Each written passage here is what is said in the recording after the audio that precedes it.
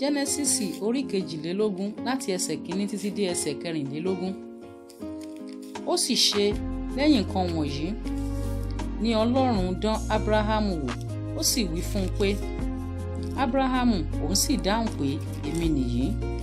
Ó sì wí fún un pé, mú ọmọ rẹ nísinsìnyí, Ísákì, ọmọ rẹ náà kan ṣoṣo tí ìwọ fẹ́, kí ìwọ kí ó sì lọ sí ilẹ̀ Móríà, kí o sì fi rúbọ sísun níbẹ̀ lórí ọ̀kan nínú òkè tí èmi ó sọ fún ọ.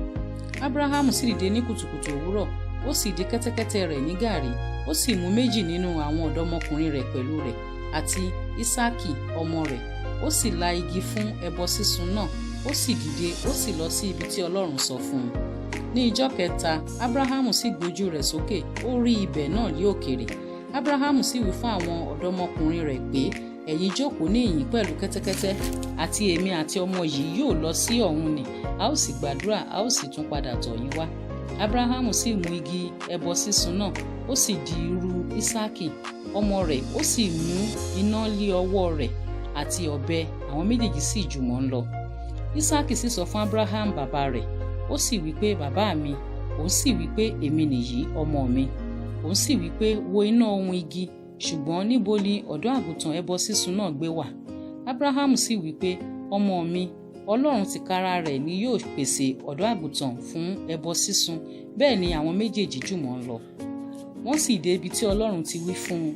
Ábúráhámù sì tẹ́ pẹpẹ kan níbẹ̀, ó sì tò igi rere, ó sì fi Ísákì ọmọ rẹ̀, ó sì dá a dùbúlẹ̀ lé orí pẹpẹ lórí igi náà. Ábúráhámù sì nawọ́ rẹ̀, ó sì mú ọ̀bẹ náà láti dùbú ọmọ rẹ̀.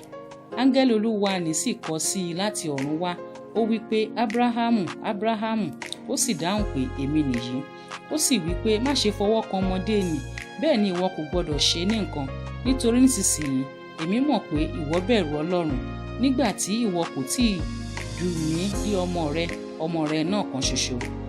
Ábúráhámù sì gbójú rẹ̀ sókè, ó wò ó, sì kíyèsí lẹ́yìn rẹ̀ àgbò kan tí ó fi ìwo rẹ̀ há ní pàǹtírí.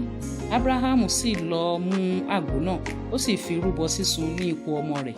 Ábúráhámù sì pe orúkọ ibẹ̀ náà ní Jèhófátírè. Bí a ti ń wí títí di òní yìí, ní òkè Olúwa ni a ó gbé rí i. Áńgẹ́lì Olúwa nì sì kọ sí Ábúráhámù láti ọ̀run wá lẹ́ẹ̀kejì, ó sì wí pé, èmi tìkára mi ni mo fi búra, bí Olúwa wí, nítorí bí ìwọ ti ṣe nǹkan yìí, tí ìwọ kò sì dù mí lé ọmọ rẹ kan náà kan ṣoṣo, pé ní bíbùkún èmi ò bùkún fún ọ, àti ní bíbísí èmi ò mú irú ọmọ rẹ bí sí, bí ìràwọ̀ ojú ọ̀run àti bí iyanrìn etí òkun, irú ọmọ rẹ ni yóò sì ní ẹnubodè àwọn ọ̀tá wọn. Àti ní ti irú ọmọ rẹ ni a ó bùkún fún gbogbo orílẹ̀-èdè ayé, nítorí tí ìwọ ti gba ohùn mi gbọ́.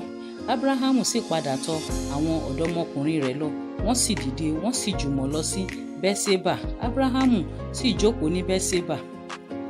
Ó sì ṣe lẹ́yìn nǹkan wọ̀nyí ni a sọ fún Ábúráhámù pé, kíyèsí, Mílkà òun pẹ̀lú sì ti bímọ fún Náhórì arákùnrin rẹ̀, Húṣì àkọ́bí rẹ̀, àti Búṣì arákùnrin rẹ̀, àti Kémúélì baba Árámù, àti Kéṣédì, àti Hásù, àti Pídásì, àti Jídíà fún àti Bétúélì.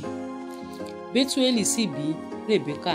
Àwọn 8 yìí ni Mílkà bí fún Náhórì arákùnrin Ábúráhámù, àti àlè rẹ̀ orúkọ ẹni tí ń jẹ́ Rehuma, òun pẹ̀lú sì bí Tébà, àti Gáhámù, àti Táhásì sí Máàkà.